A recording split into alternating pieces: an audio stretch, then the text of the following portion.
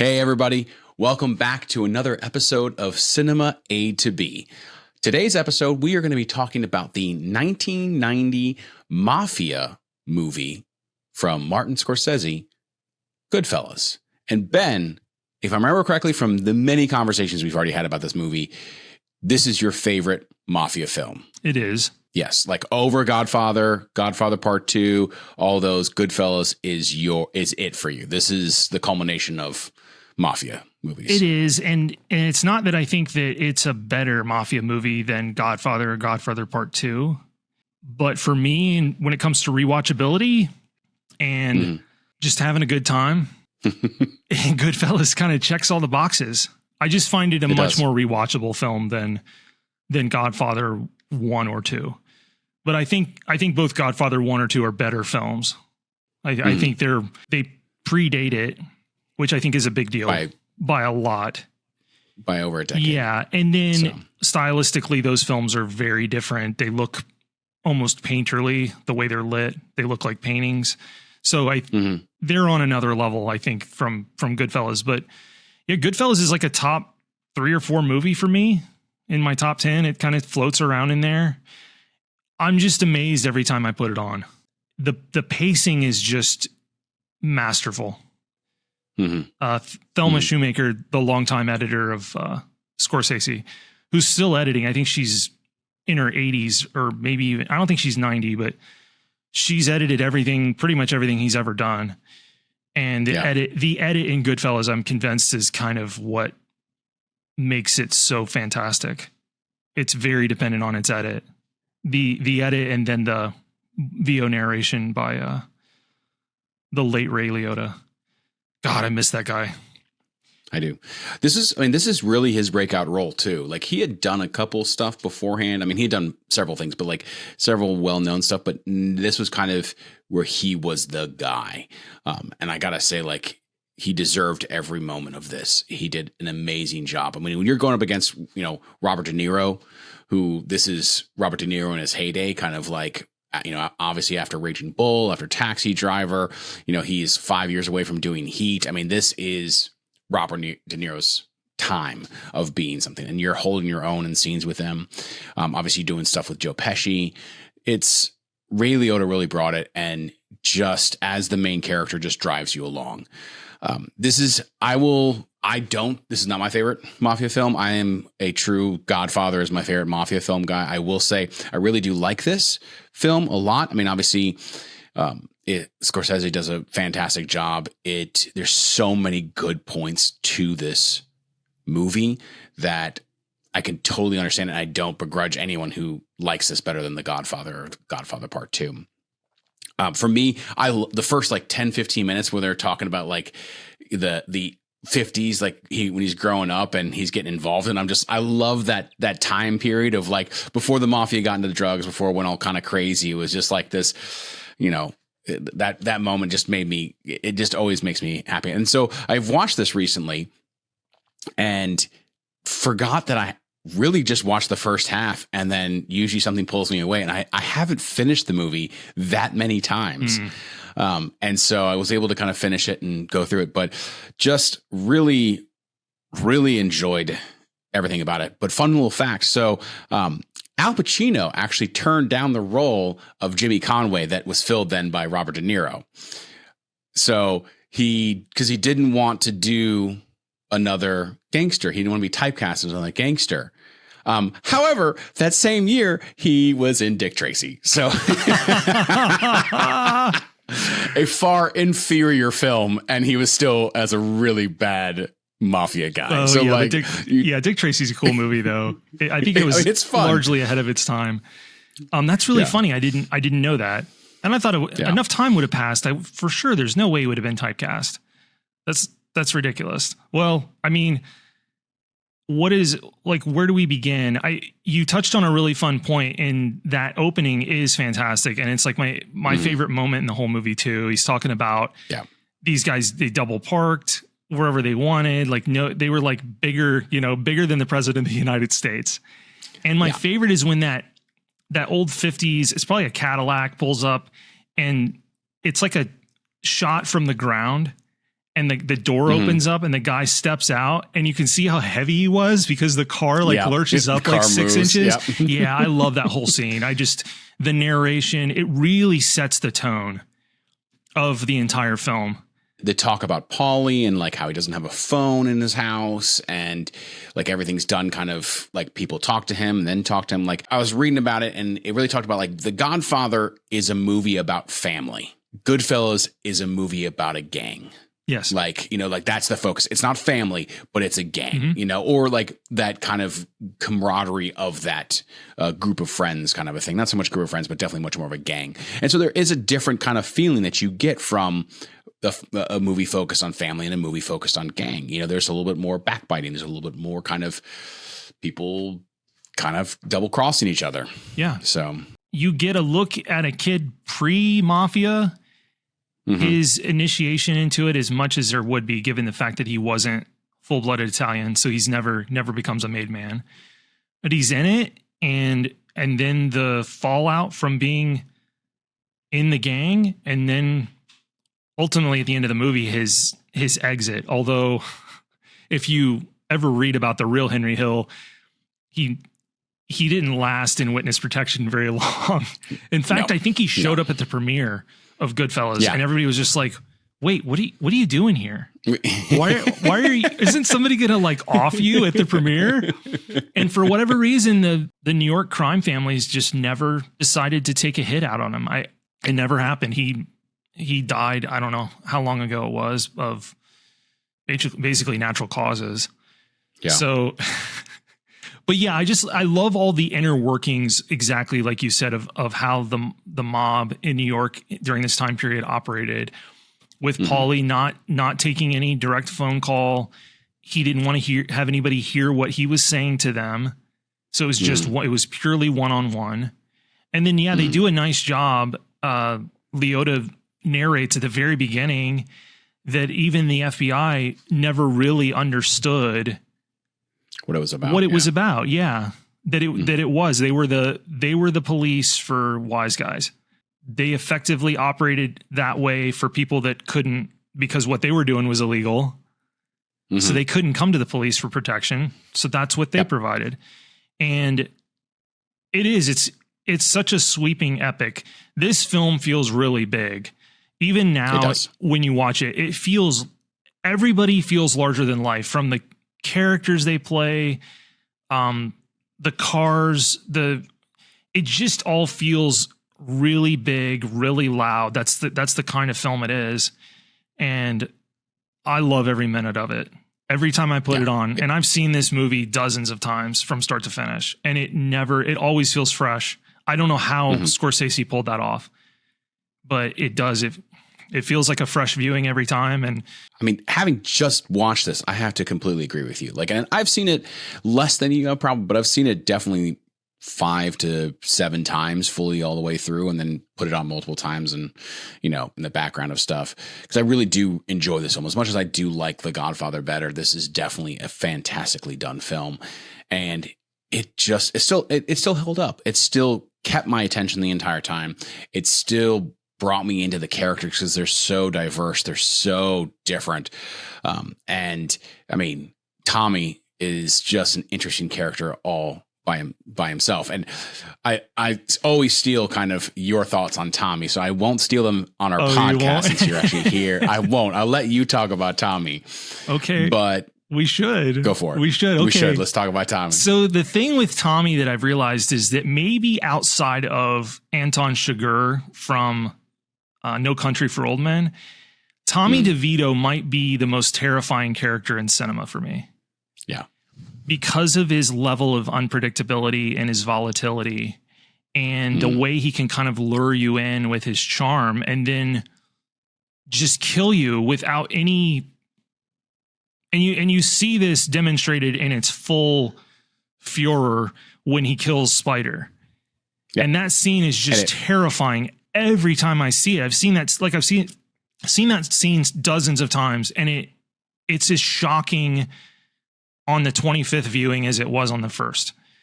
And the character is just mortifying. They're not all cut from the same cloth. Like it's such a diverse group. I mean, frankly, Henry, you never see Henry. The only guy you see Henry kill is I think when they kill the guy, the made man. Does Henry ever? Well, actually, does he shoot him or not? No. So Henry in the whole film, Jimmy shoots him, right, and then Tommy stabs him again. Mm-hmm. So yeah, Henry doesn't even kill anybody in this movie. That's what's so incredible about it. You at least never see him do it, and the character's got an aversion to murder, effectively. Mm. Well, they even talk about that at the end when Jimmy asks him to go down to Florida to go whack a guy or whatever, and he's just like, "That's when I knew." That's when I knew because that's not his MO. His MO is doing so much other things, but not that. Yeah, he was, and so he was able to make a buck and obviously move drugs and stuff like that. But yeah, Tommy's just terrifying to me. He's still terrifying. It's a credit to Pesci. I've gotten into a discussion with a coworker about Goodfellas kind of versus Casino, and he prefers Casino, and I don't fault him for that at all. In fact, we kind of ran a what if scenario, and I asked, well, I wonder if Casino predated Goodfellas, would I have the same opinion, or would I maybe favor Casino? And Pesci's character is really, really cool and well written in Casino and very different, but I think Pesci brings just a whole another level to a performance in Goodfellas as Tommy versus the guy he plays in Casino. That's kind of a difference for me between the two movies. And then De Niro is Jimmy Conway is good, but this is Pesci's. Outside of maybe, what's the other movie I'm thinking of? My Cousin Vinny. This is one of Pesci's best performances by far, which is interesting because the character has no arc at all. He's just wildly unpredictable. He's very funny. Funny how? Funny how? Tell the anecdote on that, because that's a great story. So this is fun. So obviously, that's a great part of the movie. A lot of people quote it and stuff. So it turns out two things. One, most of that scene was improv by Ray Liotta and Joe Pesci. So Joe Pesci had this conversation with a Mafia person when he was much younger and said kind of, wow, you're really funny. And obviously it wasn't the same conversation, but something similar happened. So he's talking with Marty and about this, and he's just like, we're gonna throw it in. So he just tells Ray and Joe, and they just go off. And so the rest of the people around listening to this are kind of responding, going, I don't know what's going on. So they're just kind of listening and going along with it. But it turned out to be one of the most iconic scenes in the movie of this conversation that's, talked about and quoted all the time. And like, am I a clown? I mean, heck, it's done in animated films now where they're quoting this kind of same thing. Yeah. So it's a meme. It's a GIF. Yeah. It's an animated GIF. You really are a funny guy. Yeah. It's tremendous. And from what I remember, the story with Pesci is the wise guy that he said that to, there was no ending of it where, I'm just messing with you. Oh, yeah. The guy was pissed the whole time, and Pesci had to really walk back. You're not funny. Yeah. Sorry I said that. I love those anecdotes that he was pulling material from real interactions with real mafia. Because that's the other thing. The great films that center around organized crime all have one thing in common, and that's that everything about them feels authentic. Yeah. And you don't get that unless you have a component where you've either hung around those guys, or in the case of Goodfellas, there's a lot of extras and other guys in it that were actually mafia people. Yep. Yeah. Yeah. And supposedly they gave their wrong social security numbers, wrong names, all these different things. And so like people were like, how do they get paid? And they're just like, no, probably all cash on the table. Cash, just like, don't. No, exactly. Don't put me down. Yeah. Yeah. It's kind of the problem is the whole mafia genre has effectively been ruined for anybody that's come after to try to like even come close to it, because you have the Godfather films. Well, we won't discuss the third entry I mean, it's just not that good. It's only 2 movies. Yeah. The Godfather's only 2 It's movies. it's a two. Indiana Jones is 4. Well, it's a 2 film trilogy. Yeah, it's just a film, much like Indiana Jones. This is a 4-film Quad. 5. Yeah. Quad. No, not quad. Keen trilogy. Yeah. I don't know. Whatever. But anyway, it's the bar has been set so stinking high. The only recent, and I say recent, it's not really recent at all. What's the Mafia film with Johnny Depp and Pacino? Donnie Brasco. Oh, Donnie Brasco. So in my opinion, Donnie Brasco is like the last. I get The Irishman's good, but Donnie Brasco is a better. I think Donnie Brasco is a better movie. That's kind of the last really good Mafia movie for me, and that's been forever ago. Yeah. It's just not a genre that you can go after, and everybody's gonna expect you to top films like this, like Goodfellas. Now, the only thing I have seen it's tangent to it was there was a TV show on Paramount Plus called The Offer, which is talking about the making of The Godfather. And so they had a lot of, obviously, Mafia in it. And so it's not a movie about the Mafia or a TV show about the Mafia, but it was felt connected in some way, to pun intended. It was really, really good. But like Irishman, I liked, but it definitely was much lower on the list. Like I wouldn't even put it close to anywhere to Casino or to Goodfellas, or definitely not the Godfather series. Well, it's better than Godfather 3, but it's there's plenty of stuff better than the third entry. This is another one of those movies at work that seems to have found its way into being sort of quotable with stuff, but it's the funniest thing that comes up as a quote. And a shout out to my coworker Logan, because we'll bounce back and forth, but we both get a kick out of when Henry Hill's wife Karen has to flush the last of the Coke. And Karen, it was worth $60,000, Karen. We gotta find it. No, they weren't, Karen.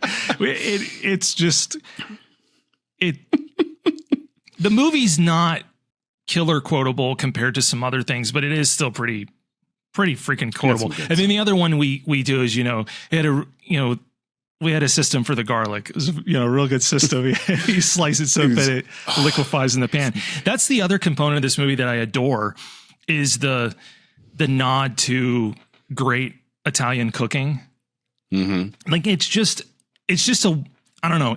Culturally, it is significant, and it just feels rich. It makes the movie richer.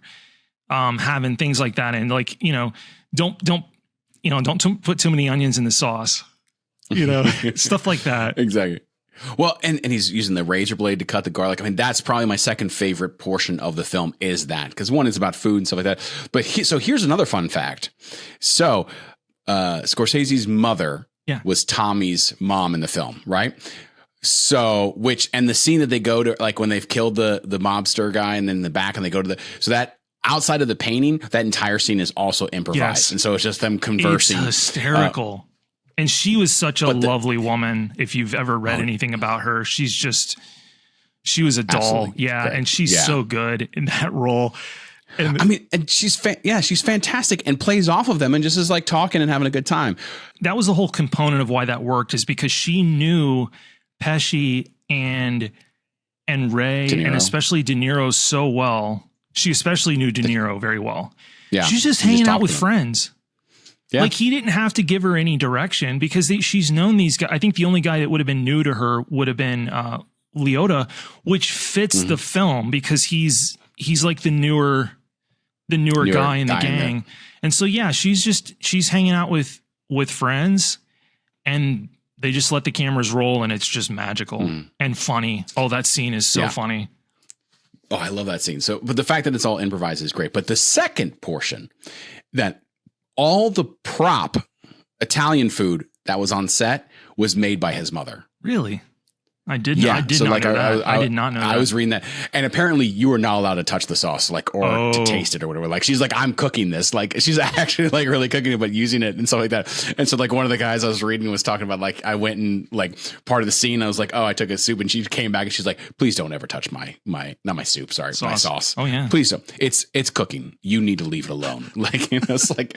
But I read that, I was like, that's so fun to involve your mother and then have her like be super passionate about the cooking, and that kind of comes into it. Yeah, so. It's unfortunately this is another film with such a deep cast that we don't have time to address them all. Like, and it's endless.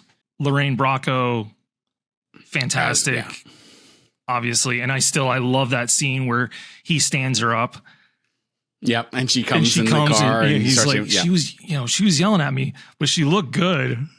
Yeah, and I love the double narration. Oh that he did. He didn't just leave it as Ray's character. She gets to narrate in that scene too. It's wonderful. So which and throughout the movie she comes in and narrates too. Which is when it works. She does.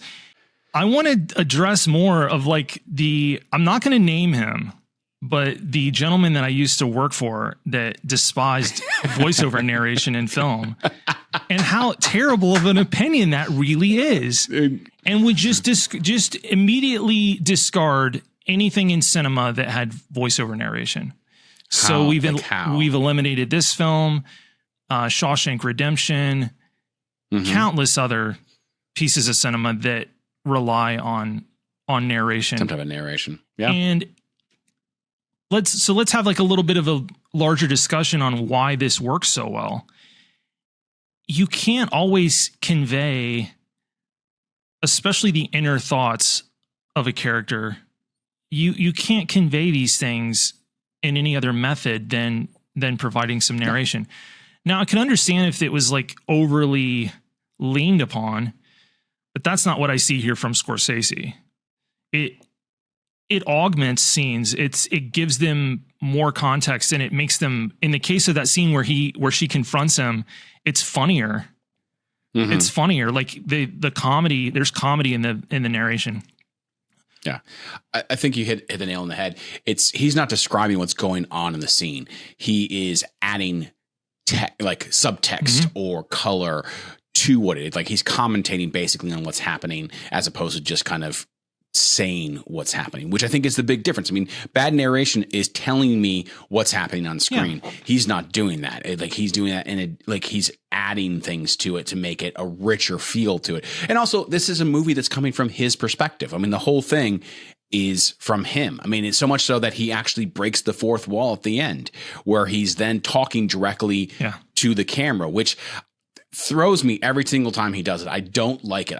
I wish it had stayed just a narration, or he had broken the fourth wall earlier. It just feels like I understand why it happened, but it just never sat right with me. I didn't really like that. It's right at the last 5 minutes he breaks the fourth wall. Yeah, but that's a small nitpick item. That's nothing too big. But going back to actors, I do have to say, because I absolutely adore the show The Wire and love it so much. And I realized that I haven't actually finished watching this film. Like, I haven't watched the whole thing for a very long time, because Isaiah Whitlock Jr., who plays Senator Clay Davis, is in it as the doctor of Henry Hill's brother. Like, when he picks him up, like, very small, almost no lines, right? But but I'm just going, oh, I'm doing the Liotta DiCaprio from, Once Upon a Time in Hollywood, oh, he's there.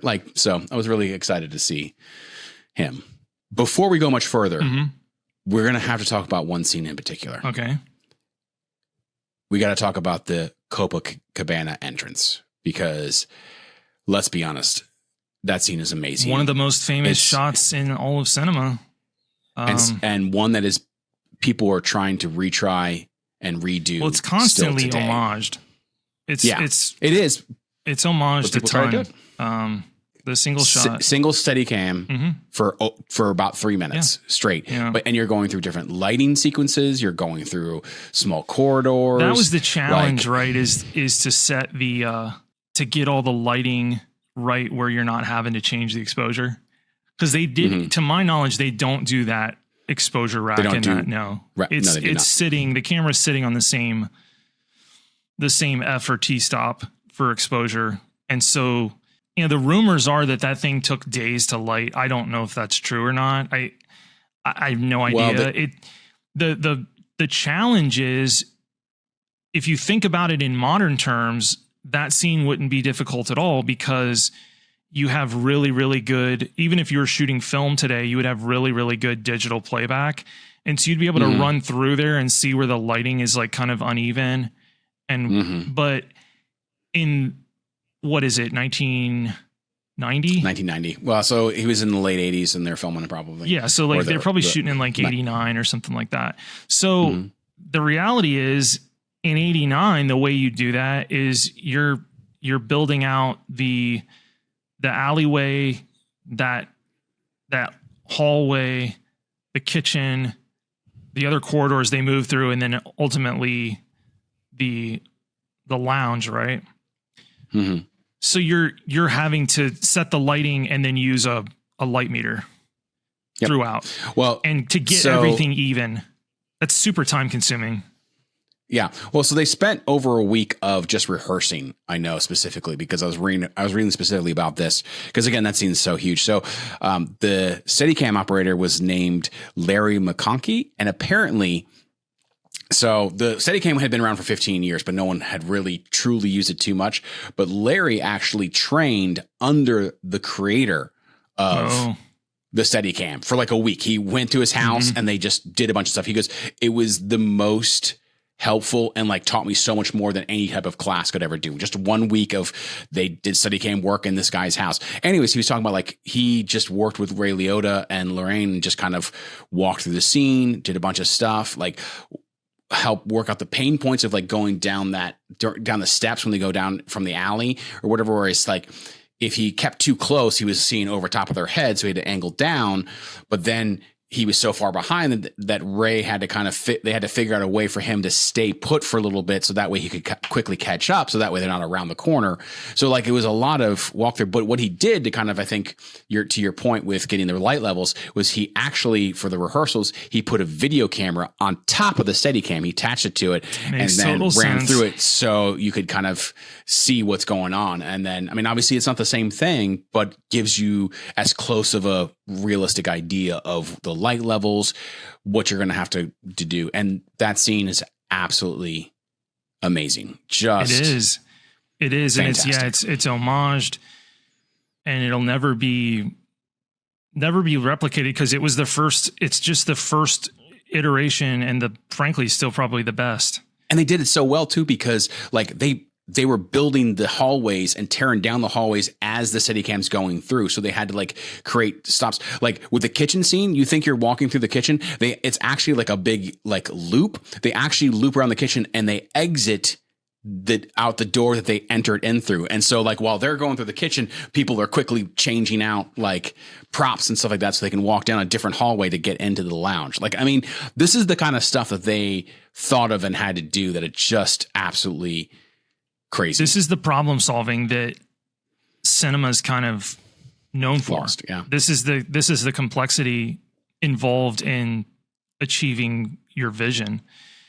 Yeah, it's what I love about it is it's not just done for the sake of being done and like, oh, this is a really cool shot. It's part of the storytelling process, because this is the moment where Lorraine really starts to figure out like this guy is different because of who he's associated with. Like he has access. Like, we're not going in through the front. Well, why aren't we going in through the front? Well, this is why we're not going through the front, because I don't have to. I don't have to wait in line. So it's used as a storytelling device. It's not just because you'll see movies with really cool shots, but they don't really contribute to the narrative. They're just there to look cool. And that's a mistake. You should save that stuff. If you have the great idea for a shot and it doesn't advance the narrative, just table it. Keep it in your back pocket for when it really is going to serve the story. And because that shot absolutely serves the story. It's wonderful. But I love the anecdote that they had a perfect take in line, and the comedian like couldn't remember the joke. I forget who's up. Okay. I forget who's up there, but they're one of the earlier takes was like everything was perfect. The movement's perfect. They come in, they sit down, and he's standing up there.